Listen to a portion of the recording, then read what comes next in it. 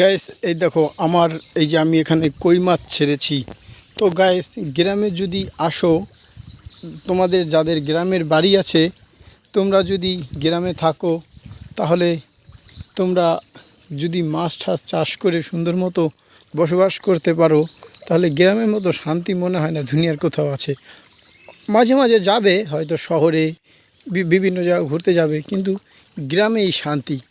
দেখো এই যে মাছের বোটকাগুলো এবং এই নিরিবিলি পরিবেশ, এর ভিতর একটা আলাদাই মজা। এই প্রকৃতি, এই দেখো এই প্রকৃতির মিলবন্ধন। আর মনে করো এই যে কিছু মাছের যে বিক্রি করে বছরে যে টাকাটা পাওয়া যায়, সেটা দিয়ে তুমি যদি তোমার সংসার চালাতে পারো, কিছু টাকা যদি তুমি জমাতে পারো, তাহলে তোমাকে এই গ্রামে থাকাই তোমার উচিত।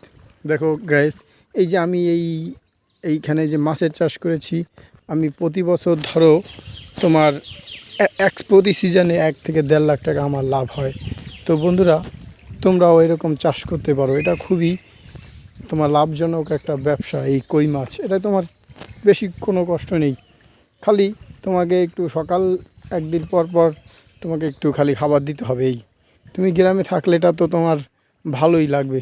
যখন খাবারগুলো দিবে, সব মাছগুলো একবারে চলে আসবে, তোমার দেখবে আরও ভালো লাগবে। কষ্টের থেকে তোমার আনন্দই বেশি হবে। তো তুমি প্রকৃতির সাথে থাকতেও পারলে, আনন্দও পেলে, এবং তোমার কাজের কাজ হলো, ব্যবসাও হয়ে গেল।